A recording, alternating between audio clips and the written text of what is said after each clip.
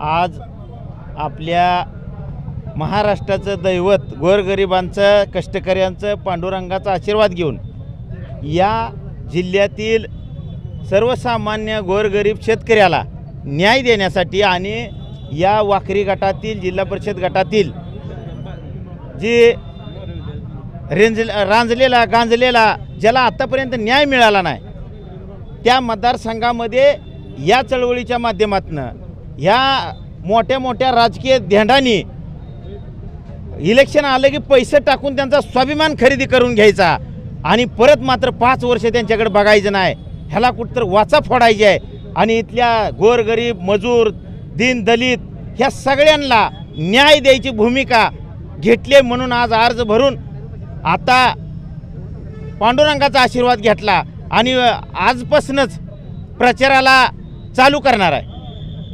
कुठल्या पार्टीकडून भरलाय काय उमेदवारी? माझी पार्टी आणि माझा पक्ष ही माझी सामान्य मायबाप जनता आहे आणि त्या जनतेच्या जीवावर मी उभा आहे. माझ्या मागं कुणी नेता नाही, माझ्या मागं कुठली पार्टी नाही, कुणीही नाही. कारण ज्याच्याकडे नेता आणि पार्टी आहे तिथं मोठा भ्रष्टाचार आहे आणि तुम्हाला मला लुटून काटा हाणून भ्रष्टाचार करून तीच पैसा उद्या त्याच वाखरी गणात उधळायचा ह्यांचा नाद आहे.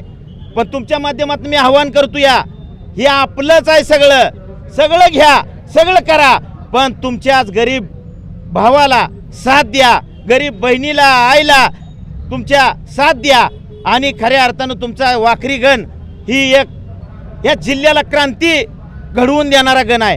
कारण 500 कोटी रुपये या जिल्ह्याला मिळवून दिले तर या आणि जर वाखरी गणातनं आपला विजय 100% होणार आहे आणि मग जिल्ह्यामध्ये सगळ्या शेतकऱ्यांना न्याय द्यायला हत्तीचं बळ चळवळीच्या माध्यमातून मला येणार आहे. तुमचे सहकारी असतील, चळवळीतले सहकारी आहेत, तुमच्या शेतकरी संघटनेचे सहकारी, तेच तुमच्या समोर त्यांचं आव्हान आहे. कसं बघताय? चळवळ कुणाला म्हणायचं? कारखानदारा ज्यानं आपल्याला लुटलं, बापाला लुटलं, आपल्याला लुटलं, आज्याला लुटलं आणि त्यांना जर साथ कोण देत असेल तर ती चळवळीचा कसं म्हणायचं? ती चळवळीचा नाही, ती कारखानदाराचा आहे. त्याला जनता त्याची जागा दाखवून दिल्याशिवाय राहणार नाही. काय तुम्ही कोणते मुद्दे घेऊन तुम्ही या निवडणुकीला उतरता? मला प्रत्येक गरीबातला गरीब शेतकऱ्याला 100 टन ऊस जातो आणि 20-20 टनाच्या 5 खेपा जाते त्या खेपला गडी 2-2 टन हाणते या. मला प्रत्येक गावामध्ये काटा उभा करायचा आहे. 10 टनाचा 30-30 हजार रुपये गरीबाचं हाणलं जातात नुसत्या काट्यातनं. ती मला त्या जिल्हा परिषद गणामधनं जिल्ह्याला दाखवून द्यायचं आहे की आपल्या गावात काटा असल्यानंतर अब्जावधी रुपये आपल्या शेतकऱ्याचं ही जी कारखानदार हाणते ते आपण कसं वाचवू शकतो ही विजन घेऊन रस्ता असेल, आरोग्य असेल, अनेक प्रकारचा विकास त्या भागामध्ये जे झालेला नाही. आज तुम्ही जर त्या भागामध्ये गेला तर गुडघ्यानं खड्डा येतं, बैलगाडीचा कणा थटल अशी अवस्था त्या भागामध्ये आहे आणि गडी मोठं तोंड घेऊन सांगतात आम्ही विकास करणार आहे. आणखीन कसला विकास करायचा आहे? म्हणजे नुसतं स्वतःचं प्रपंच मोठं धनदांडगे करायसाठी ही राजकारणाचा धंदा मांडलाय. सत्तेतून पैसा आणि पैशातून सत्ता ह्याला कुठंतरी या जिल्ह्यामध्ये वाचा फोडायचा आहे, न्याय द्यायचा आहे, ही भूमिका माझी आहे. विठ्ठल कारखान्याच्या गेल्या वर्षी 3500 रुपये भाव जाहीर केला होता, परंतु ती अजून 3000 दिला आहे. आता तुम्ही उपोषण केलं होतं, तुमचे सहकारी पण विठ्ठल कारखाने डायरेक्टर होते, त्यांनी सगळ्या कारखान्यावर आंदोलन केलं, पण 3500 रुपये मागायला काय तुम्ही कचकावताय? काय आंदोलन झालं नाही? अहो 3500 रुपये दर जाहीर केला, ही द्यायचा नव्हता, ही फक्त तुम्हाला गाजार दाखवायचं होतं. ही गाजार दाखवायचं, मतं घ्यायची आणि आमदार म्हणून आता का मुग गिळून गप्प आहे का दे नाही 500 रुपये? अनेक वेळेला आम्ही भांडलोय, अनेक वेळेला निवेदन दिली, कारखान्यावर जाऊन चर्चा केली. दुसरं कारखाना तुम्ही बंद पाडलं, विठ्ठलवर का गेला नाही?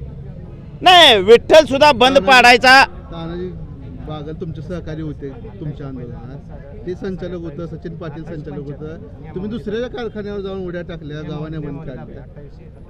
असं लोकांना काय वाटतंय की हे आपल्या कारखान्यात होते ते दुसऱ्या कारखान्यात बंद पडते? नाही, कारखाना आपला असला तर पहिल्यांदा त्याच्यावर हल्ला केला पाहिजे. ही भूमिका त्यांची आहे, ती त्यांनी घ्यायला पाहिजे होती.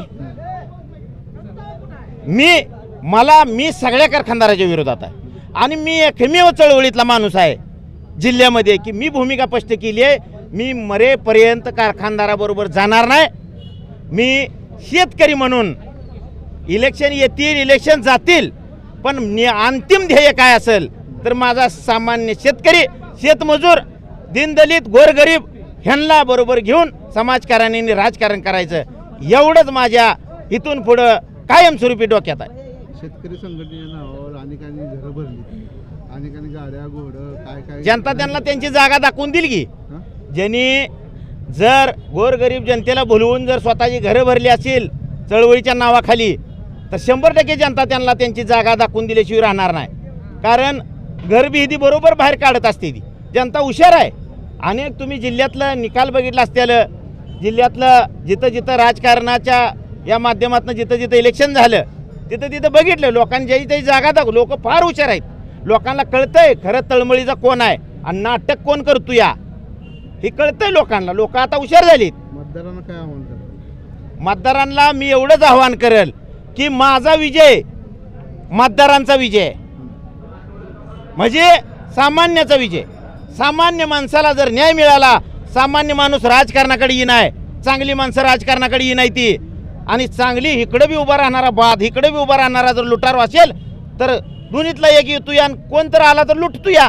म्हणून सामान्य माणूस उभा असला पाहिजे. तुम्हाला मत का द्यावे लोक? मी लोकांसाठी गेले 20 वर्ष झालं चळवळीच्या माध्यमातून लोकांसाठी माझ्या किडण्या खराब होस्तोवर उपोषण केली.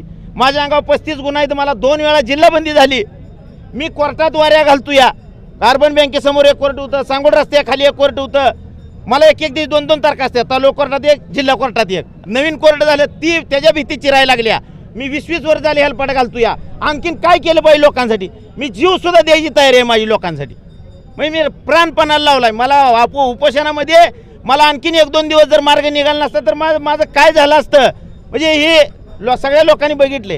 ह्याच्यापेक्षा दुसरं, जीवापेक्षा दुसरं काय महत्त्वाचं नाही. जीव ओतून टाकलाय लोकांसाठी, आणि जे काय इथनं पुढं करायचं आहे ते सामान्यासाठी करायचं आहे. ज्या ऊस उत्पादक शेतकऱ्यांसाठी तुम्ही आंदोलन केलं, उपाशी राहिला, आपली जीवाची पर्वा केली नाही, ते ऊसपट्टा मोठ्या प्रमाणात आहे बाकी, तो शेतकरी मदत करेल तुम्हाला 100%.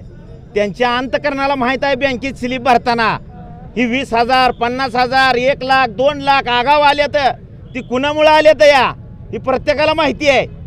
कुणी जीव पणाला लावला, कोण आबदलं, कुणी गावगाव सगळ्या सभा घेऊन या माहौल उठवून शेतकऱ्यांना जागं केलं, ही सगळ्या जिल्ह्याला माहिती आहे. गटाला तर माहितीच आहे कारण त्याच गटात होतं आंदोलन, पण जिल्ह्याला माहीत आहे की हा माणूस प्रामाणिकपणे झटतो या.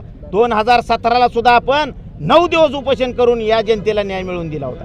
त्यावेळेला काय आपल्या समोर भविष्यात राजकारण करायला डोक्यात नव्हतं. असतं तर मी त्यावेळेला उभा राहिलो असतो, पण माझी उमेदवारी ही लोकांनी जाहीर केली, जनतेने जाहीर केली. तुम्ही उभा राहायला लागते. अधिक तुम्ही माघार घेऊ नका.